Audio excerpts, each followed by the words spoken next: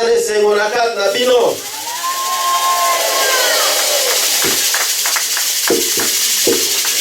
Mokili eza kolela. Mokili eza koganga. Mokili eza na pasi. Milimo eza ya kokangama. Milimo eza na mabulu. Milimo eza na basimetiere. Milimo eza na se na bamai. Milimo ekangami na banzete. Milimo eza na kati na milangi. Milimo ya bato eza na boumbu. Amen ngomba. Amen ngomba. Moto moko azala distraite landa malamu. No one should be distracted. Mokili eza kolela. The world is crying. Mokili eza koganga. The world is shouting. Mokili eza na pasi. The world is in suffering. Satan atie ba epidemie. Satan atie ba maladie. Satan atie freinage. Satan atie minyoko. Satan atie liwa. Satan has put death. Amen ngoma na Kristo. Bozolande? Are you listening? Bozolande? Amen. Na miso molimo komona. To the spiritual. Pe na miso mosuno koyeba bilembo eza kosalema. And you see everything that's happening. Bato baza kolela. People are crying. Bato baza na mpasi. People are suffering. Bato baza na mikakatano. People got suffering. Bato baza na bamaladi. People are sick. Kasi yawe na bibele alobi nini? But what has the Lord said? Alobi lelo akiti na throne na ye. He said His left is full. Nzambe mozalisa likolo na se. The maker of heaven and earth. Atiki bokonzi ne likolo. His left is king. Andimi akitavana na kati na bato. Get kings between people Oete miku ezwa bomoi. so that we can help the world. Amen ngomba. Est-ce que vous êtes présent? Are you present? Est-ce que vous êtes présent? Are you present? Oete mikuwa ezwa bomoi. So that bones can have life. Mwana na moto tala. Look at people. Oza komona nini? What can you see? Naza komona mikuwa. I can see bones. Mikuwa ezali ya nani? Whose bones are they? Mikuwa ya libota na ngai. The bones of my family. Baza lisusu na bomoi te. They're no more in life. Balobi yawa tiki biso. He said, Lord has left. Bomoi na biso esili. Where is our lives? Moto aza na mokanda te. No one has a Moto aza na mabota te. Nobody can have Moto aza na sante te. don't have good health. Makila ya moto ebebi. People's blood. Libala ya moto ebebi. People divorced. Bana ya moto babebi. People's children are sick. Bana bakangami na prison. People children. Misusu bazwi ba drogue. People take. Misusu bazwi ba mbeli. Some of them taken. Amen ngoma na Kristo. Amen ngoma na Kristo. Amen ngoma na Kristo. Soki Yesu Masiya za mokonzi ya eglise oyo tobetere maboko, tobetere milolo, tokumisa ye. Mwana na moto tala. The son of man, look. Omoni nini? What can you see? Naza komona mikuwa. I can see bones. Nzoto ezali te. It's no flesh. Makile ezali te. It's no blood. Misise ezali te. It's no veins. Nzoto eza na bomoi te. The body's not. Eske Yawe mikuya ekoki lisusu kozwa bomoi? And the bones have life. Mikuwa oyo ekoki lisusu kotelema? Mikuwa oyo ekoki lisusu kotambola? Can these bones walk? Yawe alobi The Lord said, nakotinda molimo na ngai. I'm going to send my spirit.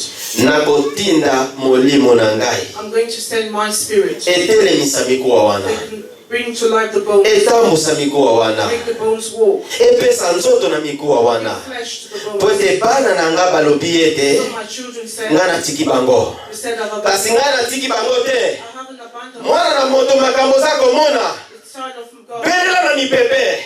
Call to the wind. Belela na mipepe ya mokili ya se. Call to the wind. And the Euta na 4 points ya monde. came on the four corners of the Euta world. na nord, na sud, na est, pe na west. Amen bana molimo. Amen bana molimo. Amen. The children of spirit. Mupepe ya pe kota na kati na mikuwa. The wind came and came unto Baike them espoir esilaki. who had no more hope. Baike bolembu ekotaki. Were tired. Baike balobaki tokobika lisusu wapi. Said they're not going to be saved. Tokokende wapi tozwa bomoi. Where are we going to go and live? Tokokende wapi tobika na maladi. Where can we get Tokokende wapi bana na biso bazala protege. our children be protected? Amen ngoma na Kristo. Yawe alobi ete The Lord said, Ye atiki bino te.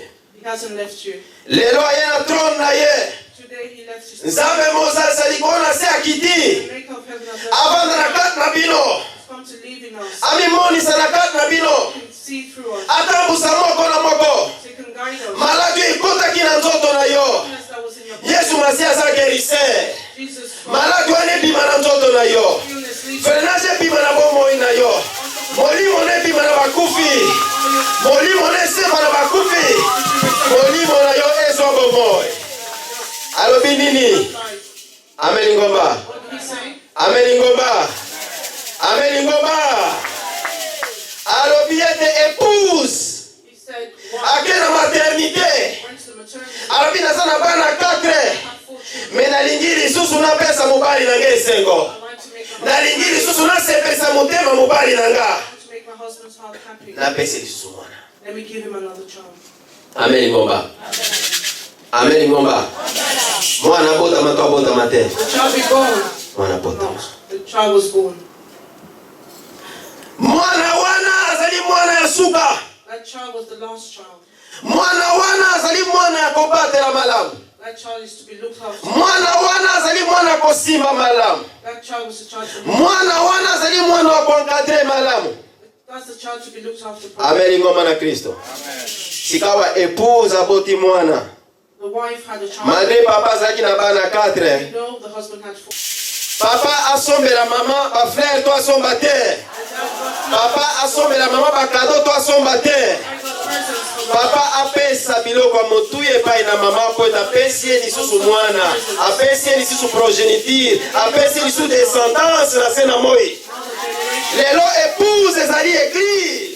And today, Mokolo église eza Yesu Masiya. the church is Yesu abotisi lingomba ne na Belgique. Yesu abotisi lingomba ne na France. Yesu abotisi lingomba ne na Congo. Yesu abotisi lingomba ne na Angola. Angleterre mwana asuka to mwana asuka te. Angleterre bébé. Mwana kosimba na maboko. Mwana oyo soki papa aza na mawasimbi ya koseka. Soki papa aza na susi atali bebe wana lobi mwana na nga kitoko. Nde mwana oyo asili kobota awa. Alléluia! Kembo na Yahweh. Mwana wana botami na mission. Mission ya kolubola milimo. Mission ya kokangola bakangami. Mission ya kobikisa babeli. Mission ya kopesa kilia. Nde mwana wana botami na mission wana. Lelo Yesu Masiya alobi nini bana na Nzambe? Amen ngomba. Amen ngomba. Amen ngomba. Amen. Mwana na mwana yaka na makambo na ye. Mwana na mwana yaka na makambo na ye. Oyo aye pe na makambo na ye. Makambo mabeto ya kitoko. Makambo ya kitoko. Makambo ya malamu to ya mabe. Makambo ya malamu. Makambo ya molimo. Puissance ya molimo mosantu. Lipambo ya molimo. Makambo ya likolo. Kasi alobi nini? What did he say? Alobi Saul kende bitumba. Saul, go to the battle. Na Yawe naza koyebisa yo. I'm telling you, Na bitumba wana oza kokende. in that battle you're going to Okobunda kolonga. win it. Me biloko nyonso ya peuple wana bapaya. Everything. Basambelaka banzamba bikeko. Bayebi nzambe na bomoi te. Bafukamelaka biloko ya se. Biloko nyonso na bango kozwa eloko moko te. Don't take any of their stuff. Ozolanda? Ozolanda? Kuno ke bitumba. Na Yawe naza na yo elongo, nazokende na yo elongo. Okokuta wolo. You're going to find. Okokuta palata. You're going to find also. Okokuta bapunda. Okokuta ba chevaux. Me nyonso wana okokuta. Everything. Kotia mutema no wana te. Yo kende kokisa bitumba. Ngana kolongisa yo. Me kozwa eloko moko na bango te. But don't take any of their stuff. Saul ake bitumba ndenge Yawe alobaki. Saul went to that battle. As Alongi God pe said. bitumba alongaki. He won the battle. Abondi pe abomi. And he killed as well. Bapa ya nyonso binemi wana. All those Olanda malamu bateko. Lala. you listen to Tango abomi bango nyonso alongi bitumba. Abi the battle. peut-être Yawe alobaki nazo eloko te me ngana kosala Yawe surprise. I'm just going to surprise the Lord. Nakosala surprise epai na Yahweh. I'm going to surprise the Lord. Nakozwa bangombe ya motuya. I'm going to take the biggest cows. Nakozwa wolo. I'm going to take some gold. Nakozwa palata. I'm going to take everything. Nakomema epai na Yahweh. I'm going to take Landa. Nakomema yango epai na Yahweh. I'm going to take Parce que Yahweh namoni peut-être aza na besoin nango. I think the Lord needs this. Saul aza koya na bampunda na ye. All the things Saul aza koya na wolo. Saul aza koya na palata. Prophète Samuel aza koyoka na matoi na ye. I was listening. Makelele ya banyama. So much. Aza koyoka na matoi na ye. Makelele ya bibwele. Prophète Samuel aza kotuna menini naza koyoka. Listening. I was wondering what is that noise. Amen ngomba. Distraction za na église te. Please don't be distracted. Prophète Samuel alobi makambo nini naza koyoka na matoi nanga. Tata wana yawa yebisaki yakende. Azo eloko te me nini naza koyoka. Saul alobi prophète na yaki pona sala surprise epai na Yahweh.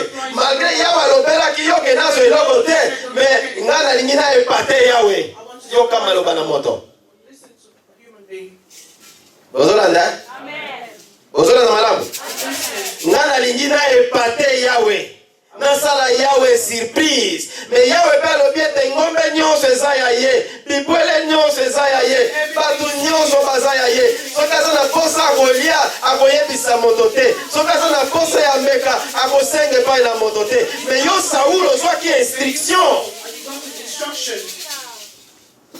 Ke ozwa eloko te. Take anything. Alobi oyebi te ete kotosa eleki mbeka. Oyebi te ete kobanga eleki nyonso.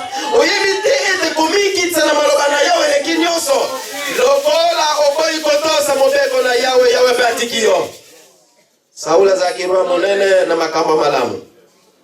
Na bokonzi na ye pe na makambo ndenge na ndenge. Me Yahweh alobi lokola okoyi kotosa maloba na ye, Yahweh atiki yo. You did not obey, so the Lord has left him. Lelo ayebisi biso nini? Today, what he Lingoma na Kristo. Alobi family of Christ, he said, soki tolingi ye if we love him, tosala nini? what should we do? Totosa malako na ye. His rules. Pona kozanga kotosa Saul abwakamaki. Lelo na kat na lingomba soki tokotosa molimo mosantu te. Lelo na kat na lingomba soki tokomikitisa deva molimo mosantu te. Lelo na kat na lingomba soki tokobanga ba instruction molimo te. Scared of the Holy Amen Spirit. lingomba. Tokoma lokola Saul. Are we going to be like Saul? Amen lingomba. Tokoma lokola Saul. Soki otali histoire ya Saul okomona suka akomaki moto ya jalousie, akomaki na makaneli mabe, alingaki koboma po ete Yahweh alongwaki na kati na ye. Because the Lord came out of him. Yesu Masi alobi nini? Eza pona bakiti te, eza pona ba miro yo te, eza pona ba instrument te, kasi eza pona bokonzi na Nzambe, eza pona kotosa Nzambe, eza pona kopanga Nzambe, eza pona kobatela Nzambe. Yango eleki nyonso. Soki moto akotosa mibeko na Yahweh, Someone's going to follow the moto wana Lord. akokende mosika. They're going to go far. Soki moto akotosa mibeko na Yahweh, Follow the moto wana akobatela mana mokili. going to be Amen ngomba. Bozolanda. Soki molimo mosantu lobi bolala na se, bato fo balala na se.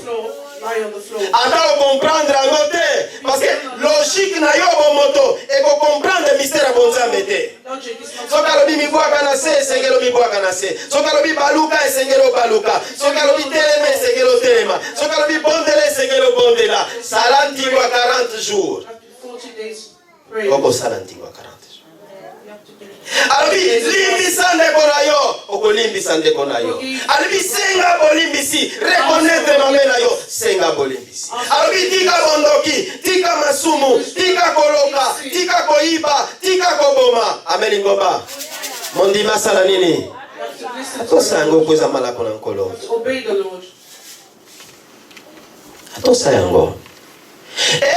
Mwana na ngai, soki okoyoka maloba na toli na ngai, pe okobatela yango, pe okosalela yango, pe okotia yango na kingo na yo. You put it around your neck. Etevanda na yo etambola na yo partout okokende. Hold it precious.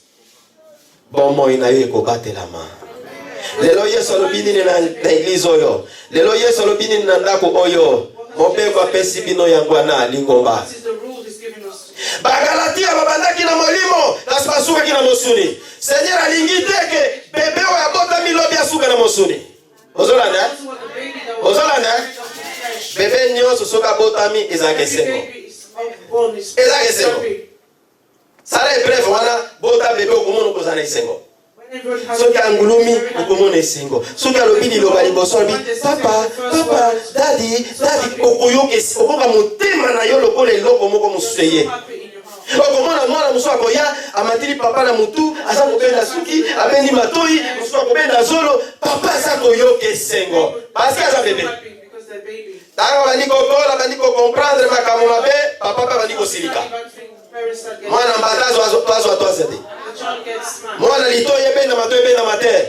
Me masi aboyi bana molimo ya Londres bakoma na niveau wana. Ozolanda? Ozolanda? Masi alingi mwana ya botami atambola na molimo mosantu. Molimo mosantu eza lipata na moto ekotambusa bana na ye. Molimo mosantu ekokide bana na ye. Molimo mosantu ekobatela bana na ye. Holy Spirit is the protectors. Bandeko babandaki na ntango na pasi na kati na ndako na mabondeli mpe na ntingo ya 40 jours bayebi. Suffering when this started. Molimo mosantu epesaki bilaka. Molimo mosantu elobaki maloba ndenge na ndenge mpo na lingomba. Seigneur alobaki ye te.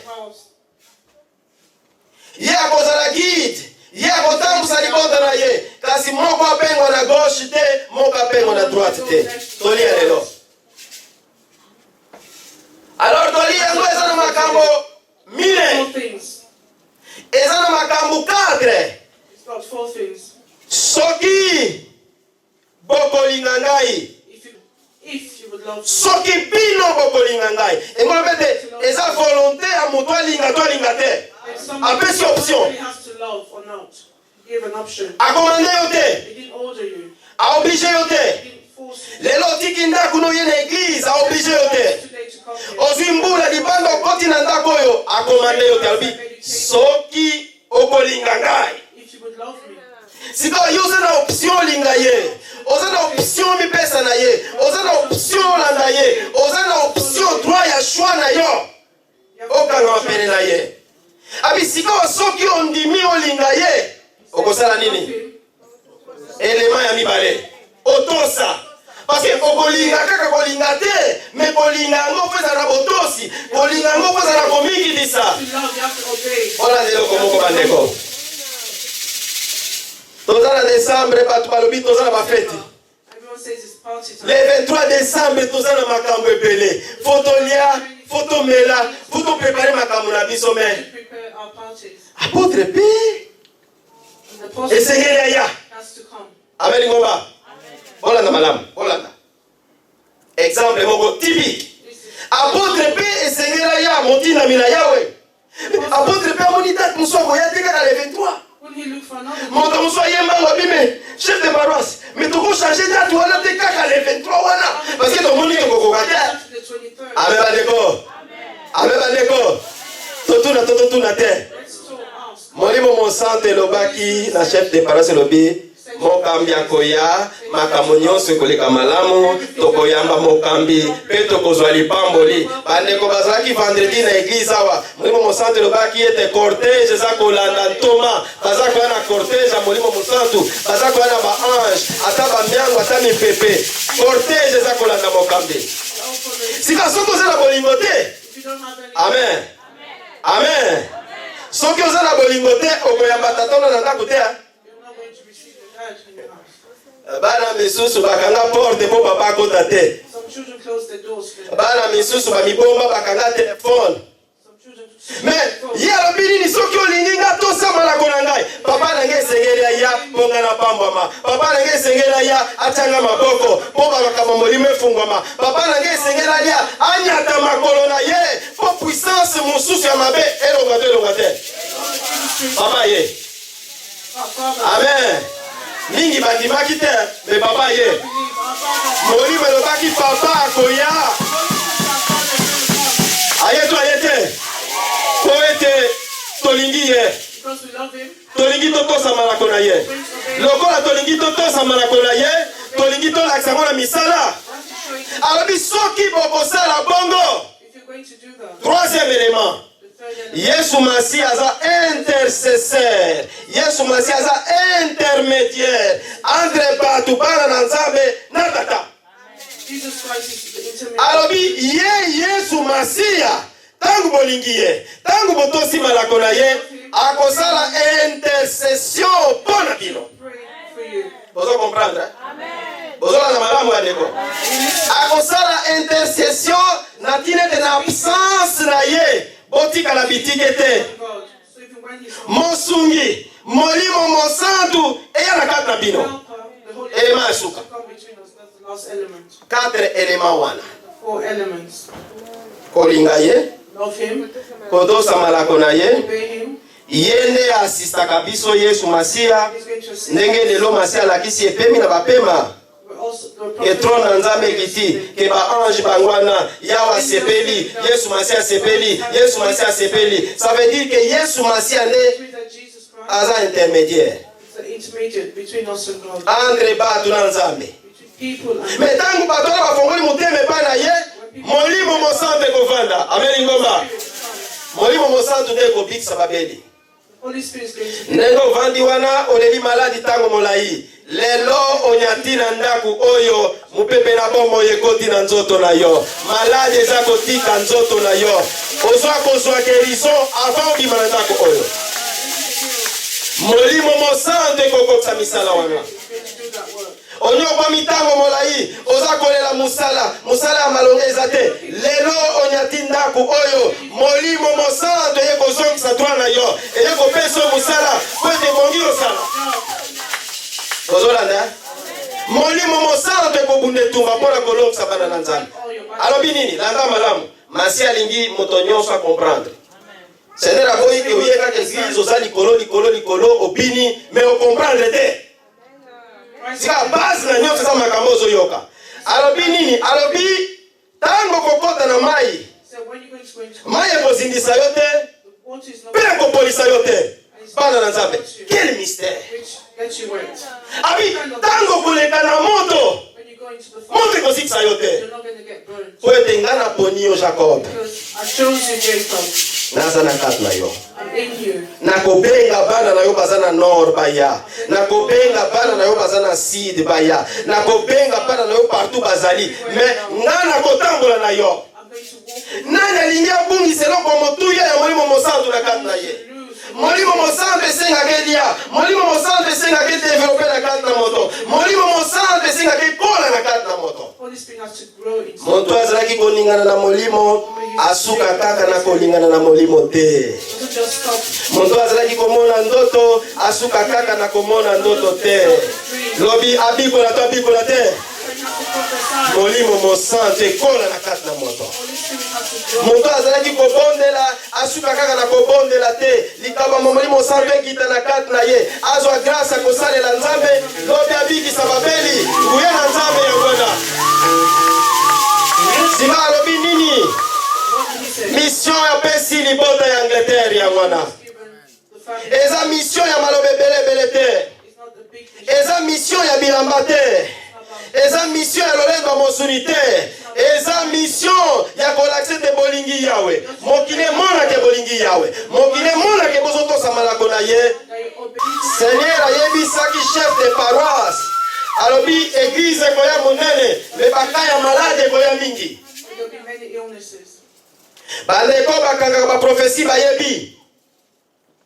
Église koya monene, me bakaya malade koya mingi, baka difficile koya mingi. Sika masi alobi nini? Loyengete. Jesus said, Ozolanda? destruction. Amen. Amen. Loyenge na kobina na yo te. No destruction. Loyenge na koyemba na yo te. No destruction. Loyenge na kovanda na yo te. Loyenge na kotelema na yo te. Esiko eza esika loyenge te. Standing. Eza esika lobi babima bato. This way people Masi alingi moto nyonso eba monene na ye. Tina ye na tolia lelo. want to know his worth. Makambo minene eza liboso. Scriptures of today. Matato ya ndenge na ndenge eza liboso. All sorts of prophecies. Sango ekokende mosika. The word is going to go far. Me boza na bizala malamu boyoki yango. Have good habits. Esika bitumba. Where there's fighting, Esika koswana. where esika ya kobomana, esika ya kowela bakiti, bokonzi na Nzambe evandaka wana te. Eza malamu ozanga kazaka, eza malamu ozanga kiti, mais ovandisa ngwana na Nzambe na kati na yo. Oyoka ngo bandeko. Lelo Yesu Masiya alobi ete aye kopambola yo, aye kokangola yo. Masiya alakisi ndeko mobali moko ayaki na eglize akangamaki na bachaine. Kokota za kokota eglize bachaine wana eza kokangolama, bachaine wana eza kolongwa. Masiya alakisaki moto makasi eza kopela na eglize, moto wana eza kopanzana na Angleterre mobimba. Bato baza kotuna lumière wana moto wana eza kouta wapi? Lumière wana moto wana eza kouta wapi toyeba? Lumière wana moto wana eza kouta wapi toboma yango? Lumière wana moto wana eza kouta wapi tokanga yango? Masiya alingi molimo mosantu esala, Masiya alingi molimo mosantu evanda, Masiya alingi molimo mosantu etambusa bana na ye. Makomi masantu elobi, the Holy Scripture said, apôtre Paul asalaki proposition ya kosala voyage. Apostle Paul, kasi molimo mosantu epesaki ye nzela te na acte des apôtres elobi. Sika proposition asalaki alandaki yango te po molimo mosantu epesaki nzela te. he did not listen to the Holy Spirit. Lingomba ya molimo ekotosa malako na ye. Boyoki yango obatela maloba nyonso ndeko nyonso ozala na esengo. Atosa molimo mosantu kotikala vide te. Batela molimo mosantu. Bandeko nyonso bakoya eglise. Everybody's going to come to Koya church. mbongo malamu. Welcome them. Ote ya ye kosala nini? No, what did they come to do? Ote ya ye na kodongola ye.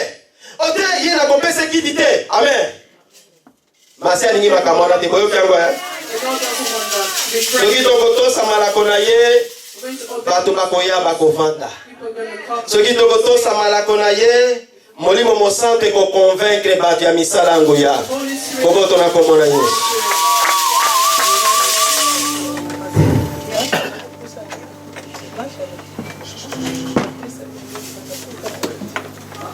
Amen libota.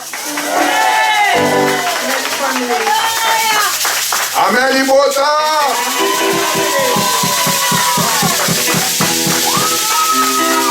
Amen libota na ngolu.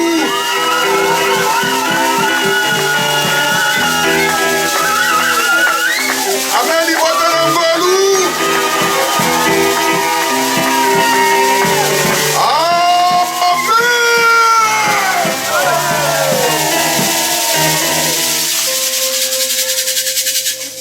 Chef de paroisse, The head of the parish, Monsakoli titulaire, prophète, prophet, premier conseiller, deuxième conseiller, secrétaire paroissial, all the secretaries,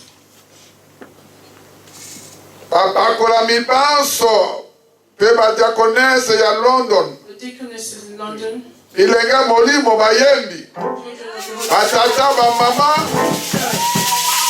Nkolo Yesu apesi bino mbote, mbote.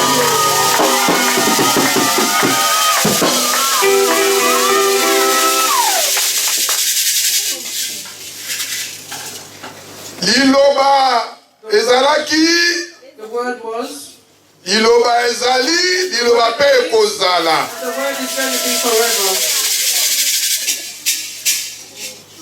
Oyoki toli monene You heard the bigger na voice mateya. through the preaching Mpe na kati na pema. and through the prophecy. Yango nde oyo esimbi la grâce de That's Dieu. what the grace of God. That's the key to the Yango pe ezali kotambusa la grâce de Dieu bima. God guides the grace of God, Tima. Yango nde ezali capital That's what's capital. oyo apôtre Bolia Izola Casimir atambwisaki lingomba. Guided through the church. Lingomba etambolaki The church na mbongo te. not through money.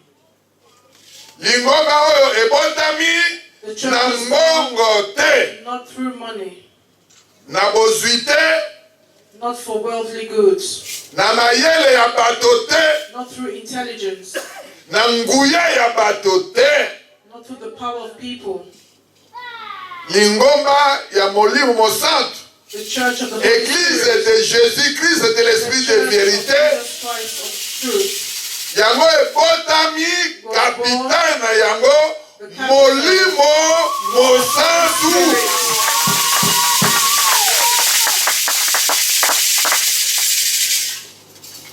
Molimo Mosantu. The Holy Spirit azali na bino. is with us. Atambolaka na bino. He walks with us. Azali kokengela bino. Watches over us. Azali kopambola bino. Blesses. Lelo ayebisi bino likambo na motuya. Very big thing. Po bososola. You have to understand Eze na kati na mokili oyo. that in this world Eza na milimo mibale. there are two sorts of spirits. Okola boyoki As you awa. understood here, Kasi nkola liko yebisa bino mission ya bantoma. the Lord wants to tell the mission of the apostles. Mission ya bantoma. The mission of the apostles, Ezali pona ko flatter bato te. not to flatter people, Pona ko botola bato biloko na bango te. not to take the stuff from them. Mission ya bantoma. The mission of the apostles Ezali po ba déposer doctrine ya christianisme. is to bring down the doctrine of Christianity. Oki matin na pema me kola sepelaka mingi bao bazaka na babike na bakaye na ba bloc The Lord note. loves when people have Est-ce que boza na babike note? and paper to write down. Boza na babike na bloc note? You've got paper and pen. Comment mission ya bantoma? The mission of the apostles. Ngonga bino mo bato legisi ngai te. Otala ba montre te. Ngai te. Tozali awa ti lere kosila. Lipamboli peye nano te. The blessing Ola has te to come miti yet. toma pote avant yo olia elambo ya lelo oyeba ntina ya la grâce de Dieu. You have no importance of the grace of God. Amen.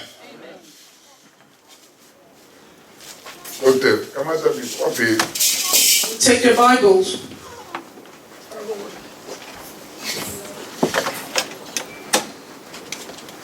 Docteur, comment ta Bible? 1 Thessaloniciens chapitre 2, 1 Thessalonians verset 5 à 8. chapter 2 verse. Oyoka mission ya bantoma. Listen to the mission of the Aye apostles. koluka mbongo te, wolo te, palata te. Oyoka mission ya bantoma. Listen to the mission of the apostles.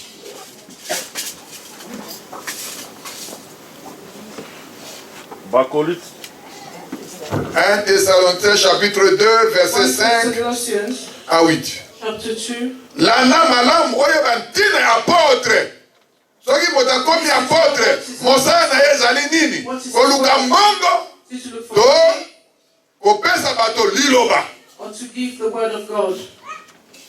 Amen bandeko. Tokotanga bongo na kombo na Yesu. I'm going to read in the name of God. Po ete boyebi ete toyaki na maloba na kokumisa bato soko moke te. Soko na bokosi pona koluka biloko te. Nzambe akotatola boye.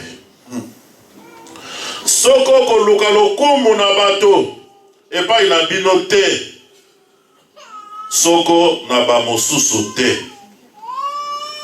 Ata tokokaki nde kozala na kilo lokola bantoma na masiya. Kasi tozalaki bato na malembe na kati na bino. Lokola mama oyo azali kobokola bana na ye. Bongo esili biso kozwa mposa mingi na bino. Toyebaki nde tokosepela kokabela bino bobele sango malamu na Nzambe te, kasi bomoi na biso penza lokola. Po ete bozalaki balingami na biso. Po ete bokanisaki na ino bandeko mosala pe bwale na biso. Bokanisa na ino bandeko mosala pe bwale na biso. Ezalaki biso kosala mosala butu na moi ete tozala mikumba na moto soko na bino te. Tosakolaki bino sango malamu na Nzambe. Bino pe bozali batatoli na ye Nzambe lokola. Ete tozalaki epai na bino bandimi na babulami na sembo. Amen. Come on, anglais. 1 Thessalonians chapter 2, verse 5 to 8. I read in the name of the Lord. You know we never used flattery, nor did we put on a mask to cover up greed. God is our witness. We were not looking for praise from men, not from you or anyone else. As apostles of Christ, we could have been a burden to you, but we were gentle among you, like a mother caring for her little children. We loved you so much that we delighted to share with you not only the gospel of God, but our lives as well, because you had become so dear to us. Amen, Bandeko. Pour une meilleure audition, nous allons faire une lecture en français. Le premier épître de Paul aux Thessaloniciens, chapitre 2, du 5e verset jusqu'au 10e verset. Jamais en effet, nous n'avons usé des paroles flatteuses, comme vous le savez. Jamais nous n'avons eu la cupidité pour mobile. Dieu en est témoin. Nous n'avons point cherché la gloire qui vient des hommes, ni vous des autres. Nous aurions pu nous produire avec autorité comme apôtres de Christ. Mais nous avons été pleins de douceur au milieu de vous, de même qu'une nourrice prend un tendre soin de ses enfants. Nous aurions voulu, dans notre vive affection pour vous, non seulement vous donner l'évangile de Dieu, mais encore nos propres vies, tant que vous nous étiez devenus chers.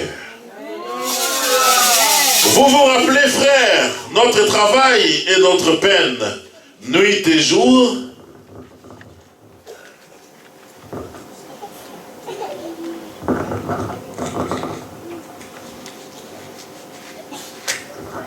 nuit et jour à l'œuvre pour n'être à charge à aucun de vous. Nous vous avons prêché l'évangile de Dieu. Vous êtes témoins et dites aussi que nous avons eu envers vous qui croyez une conduite sainte, juste et irréprochable. Amen.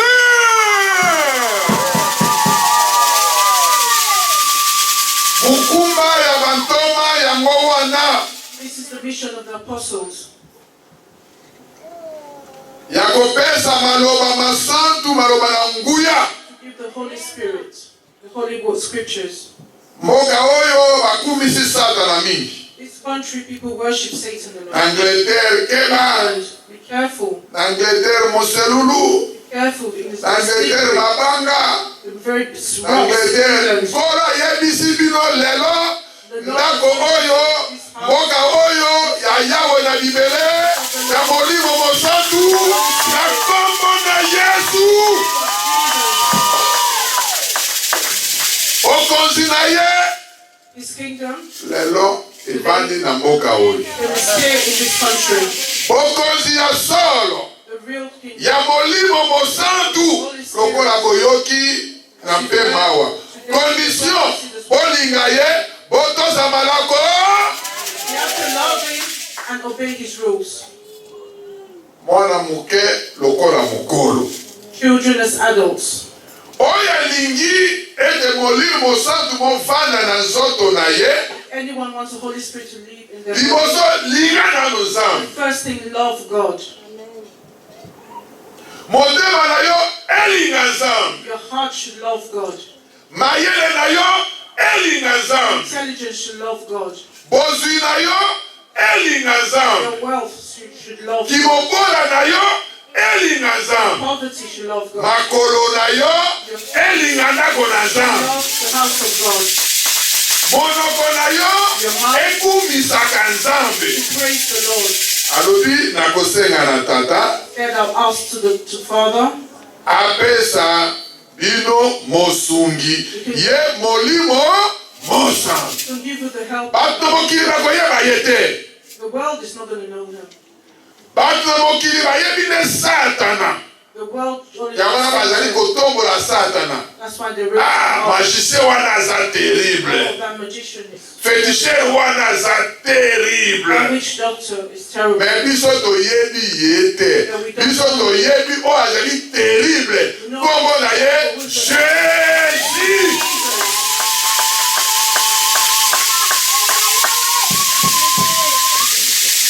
Kombo na ye Jésus. His name is Jesus. O azali likolo na nyonso. He's above all things. Tata apesi ye bokonzi. The Father. Matthieu 28 et 18. Matthew 28:18. Tata apesi ye bokonzi na likolo pe awa na se. The Father gave him powers in heaven and on earth. Docteur. Amen. Tata apesi Yesu bokonzi na likolo pe na se. Mais ça de la zou bokonzi na likolo pe na se te. Powers of the heavens and earth. Biso tokokumisa oyo tata apesi na likolo pe na se. Kombo na ye Praise the Jésus. Lord. Matthieu 28, Amen. 18. Matthew 28:18. Amen, Bandeko. Amen. Voilà. Matthieu 28, verset 18. Donc, autant dans la lingala, après tout de suite en français. Après la. Rapidement. Yesu ayaki epai na bango, asolaki na bango ete bokonzi nyonso epesameli ngai na likolo pe na se. Comme ça. Jésus s'étant approché, leur parla ainsi: tout pouvoir m'a été donné dans le ciel et sur la terre. Matthew 28, verse 18. Then Jesus came to them and said, all authority in heaven and on earth has been given to me. Tata apesi Yesu bokonzi na likolo pe awa na se. Bokonzi ya kolimbisa masumu. The authority Bokonzi ya kobikisa maladi nyonso. to heal illnesses. Bokonzi ya kotambwisa. The authority to Bokonzi na tata na ye awa na se pote bato bayebaki su tata na ye te. on earth no one knew God anymore. Aye kotina bantoma. He sent the apostles. Bokena kozalisa bato nyonso bayekoli na ngai. Go and gather Pe bolakisa bango kotosa maloba. and show them how to 19. obey. Verse 19. Verset 19. Nde bongo bokele na bino kozalisa bayekoli na mabota nyonso. Bobatisaka bango na kombo na Tata, na Mwana, na Molimo Mosantu. Allez, faites de toutes les nations des disciples, les baptisant au nom du Père, du Fils et du Saint-Esprit. Bolakisa bango kotosa. Continuez jusqu'à 20. Je crois. Bolakisaka bango ete batosa makambo nyonso malakaki ngai bino. Ngai mpe nazali na bino elongo mikolo nyonso kinosuka na ekeke. Et enseignez-leur à observer tout ce que je vous ai prescrit. Et voici, je suis avec vous tous les jours jusqu'à la fin du monde. Bokonzi na nzambe. The kingdom of God. Continuez. Therefore go and make disciples of all the nations, baptizing them in the name of the Father and the Son and the Holy Spirit, and teaching them to obey everything I have commanded you. And surely I am with you always to the very end of the age. Amen. Bana la grâce esevozali. Bana ya ngolu esevozali.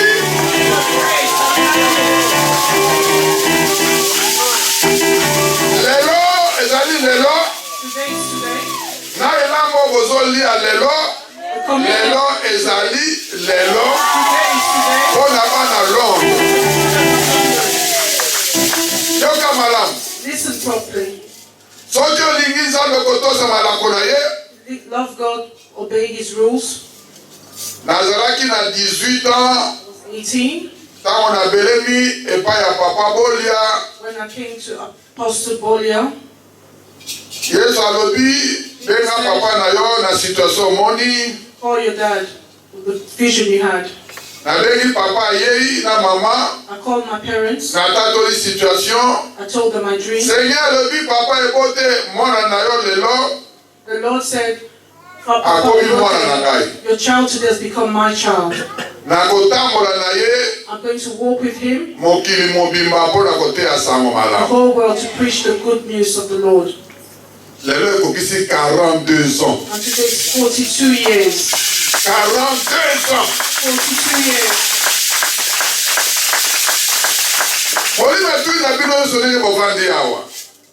Bao bayebaki bima na Kinshasa, na Luanda, na Brazzaville, to na Afrique mobimba. Nani azali mwana Bolia te nani? Who is not the child of Bolia? Bino nyonso bazali bana ya nani? Who all of your children are Bolia? Bino nyonso bazali bana ya nani? Bolia wapi? Izola. Kazimi. Hallelujah. Amen. Osika bozolukani. Bible lobi bato na kondima bazali bana na Abraham. Bino mwana Abraham. Did you see Abraham? Amen. Omwana Abraham. Did you see Et Abraham? Bolia bomoni to moni ete. Did you see God? Tondi mate.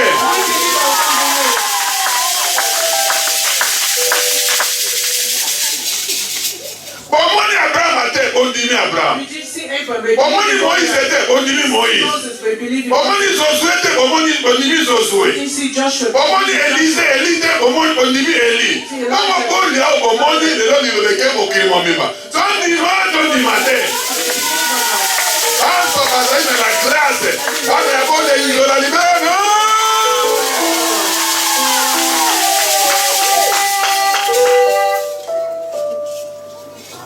Mwana ya Bolia Inzola Kazimir. Disciple ya Bolia Inzola Kazimir. Timothée azalaki disciple ya Paul. Timothy was Ewebe disciple ya Bolia Inzola Kazimir. a disciple of Bolia Inzola Kazimir. Mabeza wapi? What's wrong with that? Mabeza wapi? What is wrong with that? Soki ozobeke na mwana Bolia, mabeza wapi? Bolia's child, what's wrong with that?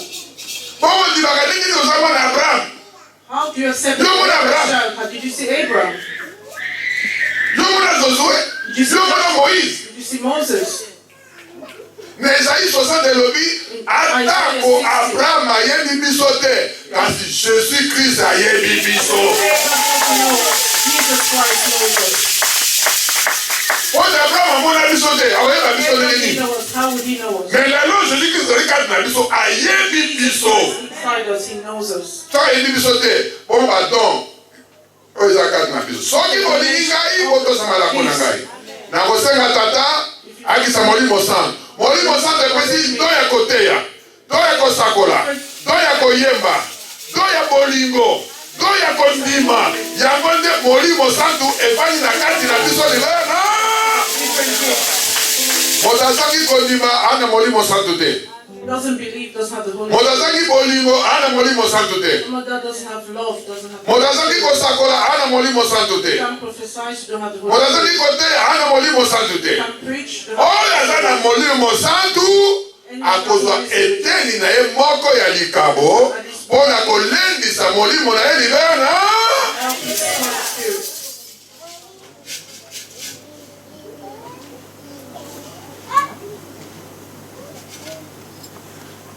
Awa mboka na bino In this country, molimo ebikoli makambo nyonso awa na kati na profete. Bato bakangama na boumbu na servitude. people were on the slavery, Na boumbu on slavery, na bakodia na bilebo ya ndenge na ndenge. Bato bakuwa esclave ya Satan. slaves of Satan.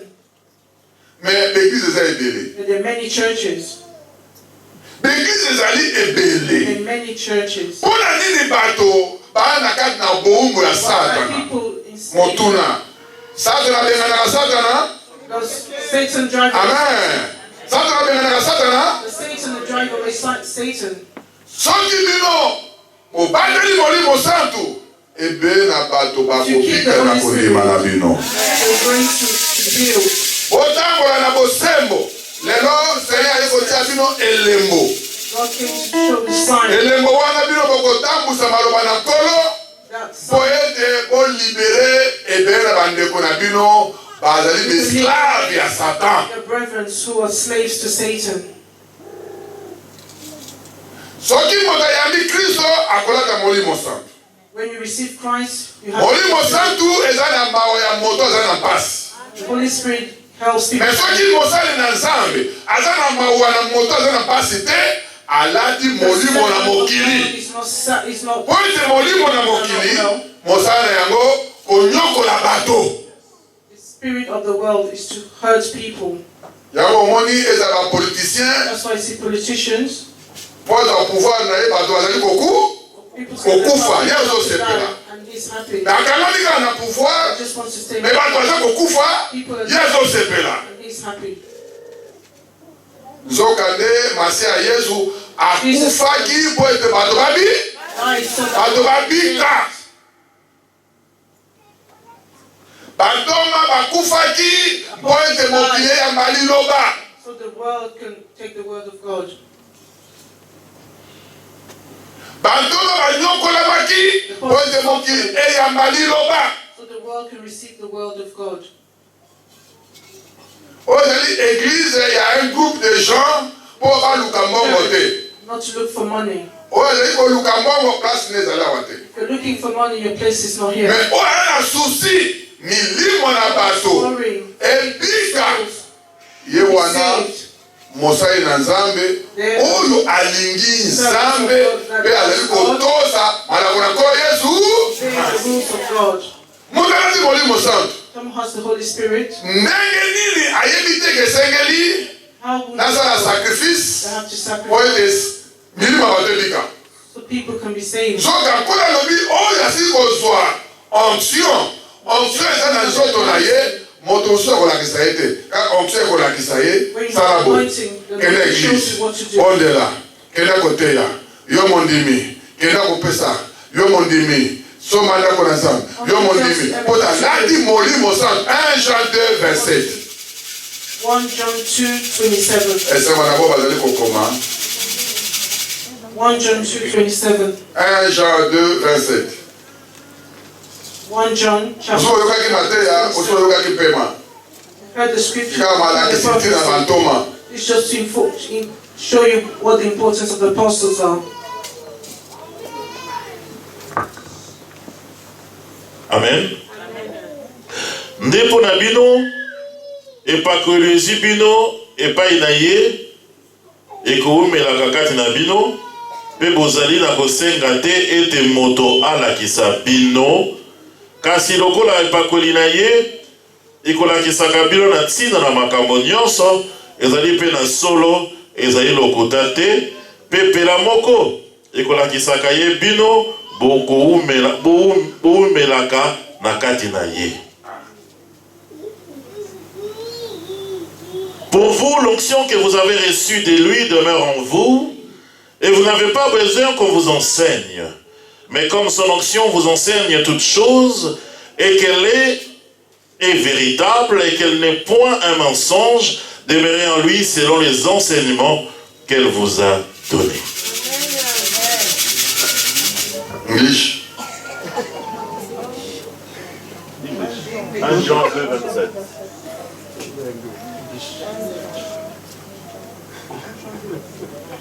John chapter 2 verse 27. As for you, the anointing you received from him remains in you, and you do not need anyone to teach you. But as his anointing teaches you about all things, and all that anointing is real, not counterfeit, just as it has taught you, remain in him. Amen. epakolami molimo oyo evandi na yo mondimi wana ntina moto alakisa yo te po te molimo santu ekolakisa yo makambo ya malamu ya kosala mpo na lingomba mpo na ndeko na yo mpo na bazalani na yo mpo na basali na nzambe yo mosali na nzambe molimo santu ekolakisa yo devoir na yo nini mpo na eglize devoir na yo nini mpo na bandimi mpo na koya eglize fo babendo na makasi mondimi mpo aya eglize fo babende na makasi baluka bastratégie mpo na kobenda mondimi na kati d'église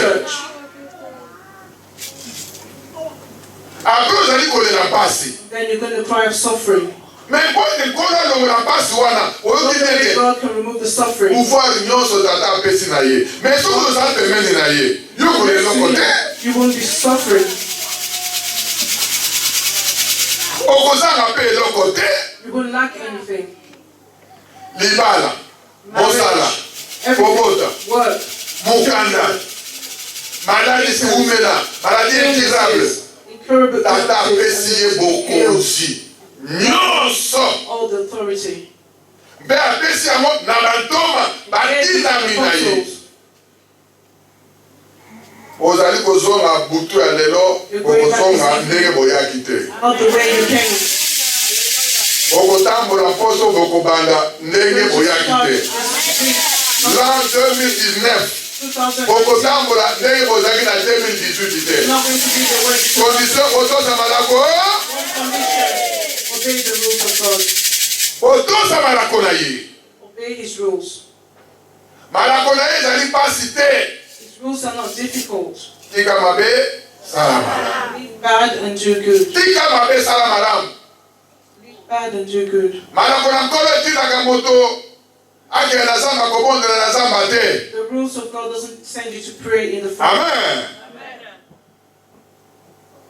Mwasi Mosamaria yebisi Seigneur Jésus-Christ na Jean 4, 22 à 24. Alobi, mais yoza lokola prophète moko. Mais pour le dire yosamilaka na ngomba te.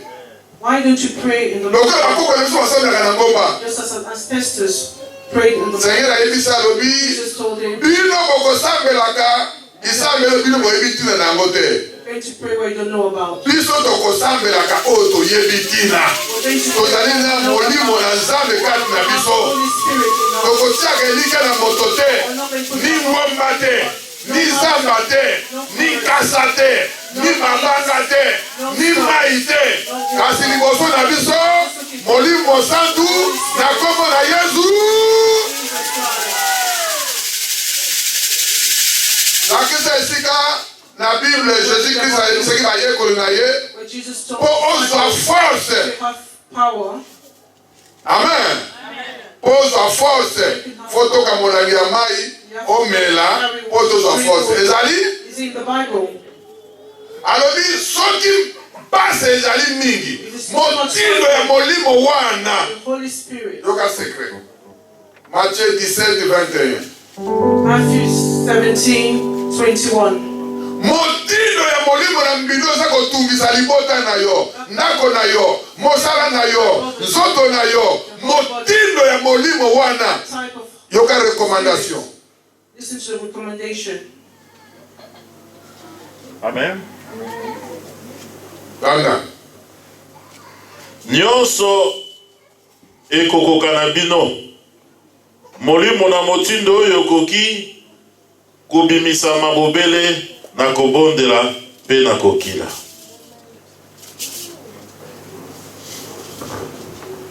Mais cette sorte de démon ne sort que par la prière et par le jeûne. But this kind does not go out except by prayer and fasting. Molimo na mbino nyonso oyo etungisaka bana na Nzambe mpo ekima yo moto. For it to leave you, Bondela you have to pray na jeûne. and fast. So oyebi nde basaka jeûne You te. know how to fast. Chef de paroisse azali, Ask the mosakoli azali, parish, balandi bazali, bakolakisa yo ndenge basalaka jeûne et prière. Show you how to pray and moto akosa yo te oloki o nzete na poche or you need a o stick, libanga na poche or mai na poche singa bakanga na loketo tie a string around singa your bakanga waist, na loboko tie a string on your arm. wana bisambeli ya bikeko That's pagan. bague bisambeli ya bikeko chaînette ya puissance bisambeli ya bikeko That's paganism. ezaka na kombo moko Just one name, mpona kopesa lobiko eternal life.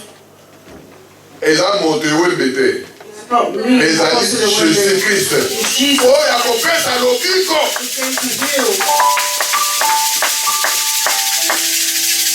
yo oki kosala na eglize ewembe And you're going to Apostle loba na ye nakei kosambela eglize ewembe te nakei kosambela epai ya jésus de nazarete oyo apakamaka lekulusu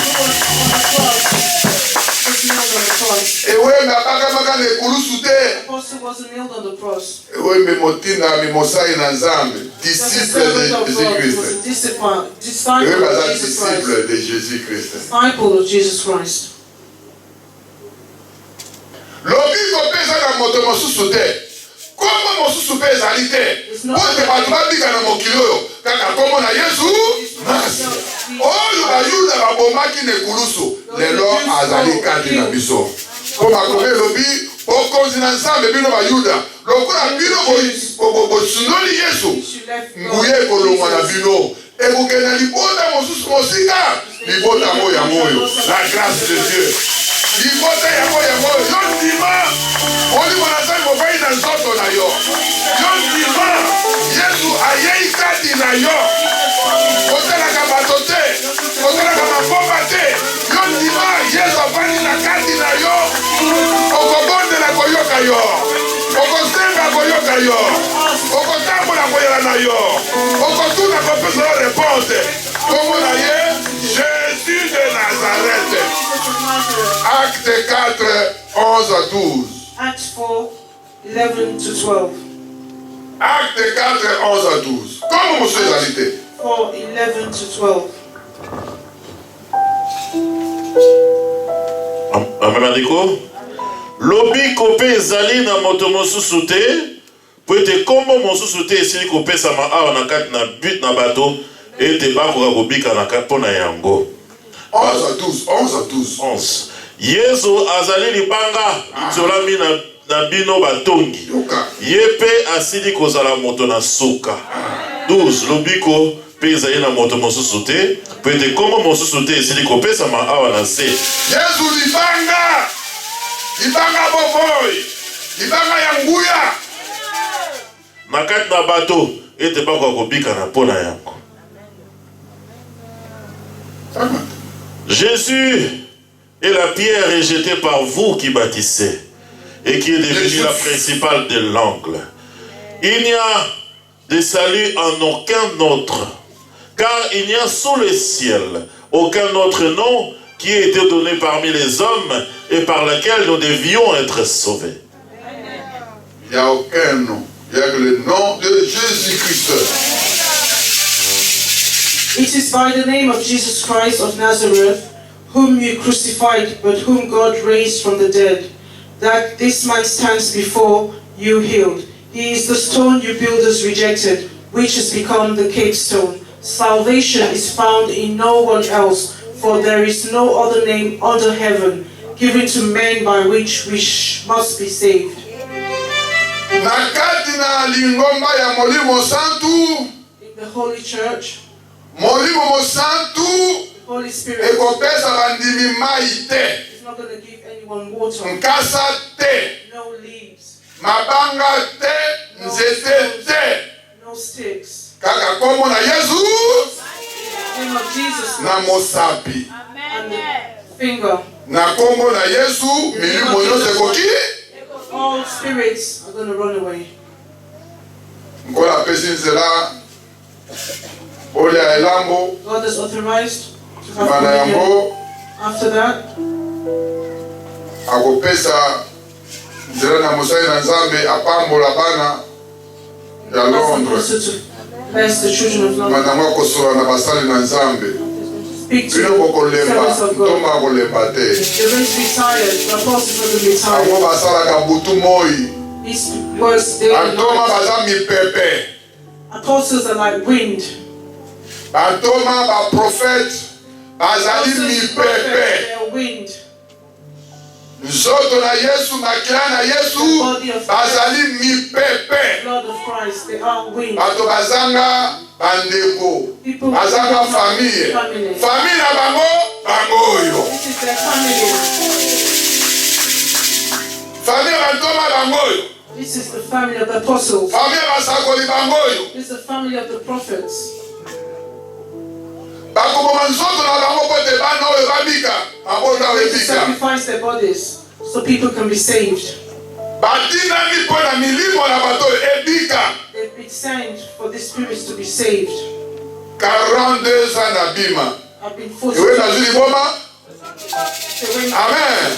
Nazuli boma. The apostle prays Mais soki moto asali 5 ans, it. Somebody does 5 years. 2 ans azuli boma. Elingi koloba nini? What does it mean? Atamboli nzela miba. And it's been 2 routes. Mais soki ozali kaka na nzela ya molimo mosantu, Just on the route of the Holy Spirit. kaka na nzela ya molimo mosantu, Just the route of the Holy Spirit. basolution ezali. They're all solutions. Olebesaki bana nayebi Children, koluka bokonzi ya mbongo te. I didn't come to get money. Bana bofungola mitema Open your hearts. to te asango mala. And you preach the word of God. Okeba, okeba, akobotola bino eglize, akobotola bino eglize. Then you take your church. Église de Jésus-Christ de l'Esprit de vérité. Abotolaka église te. Église eza te likambo na nzoto ya moto. The church is in someone's body. Amen.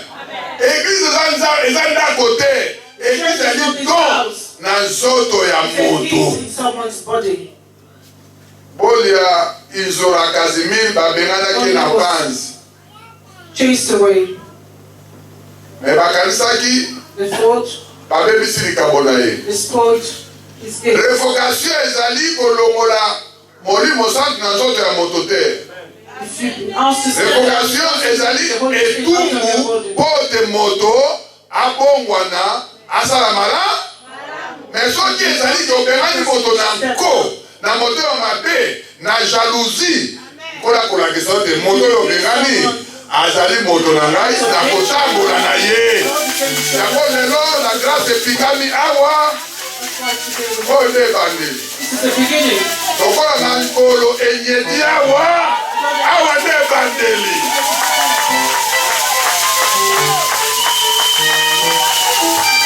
Awa ebandeli. Ebenge ya moto ekoti awa.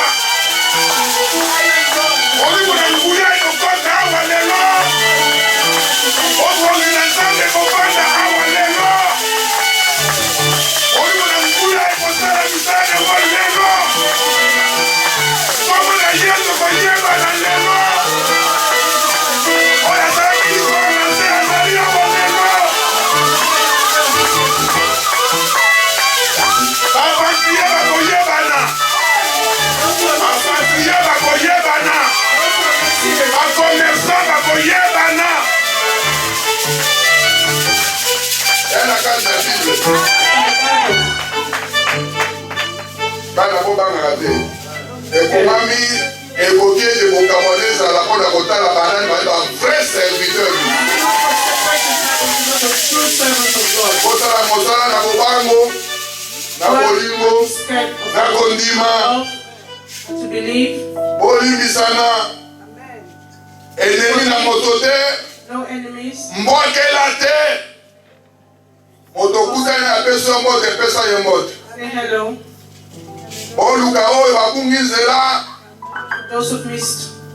po ete soki okolongola moto abungi nzela, oyene na nzela malamu, ozwi The lipangoli. good path. You'll be Ya blessed. bandeko nyonso, Well, oyo ya Izola Casimir alakisaki biso ikabwa molimo santo, ikabwa bondoki te, ikabwa maji te, ikabwa ya kutine te, kasi ikabwa ya molimo mosanto.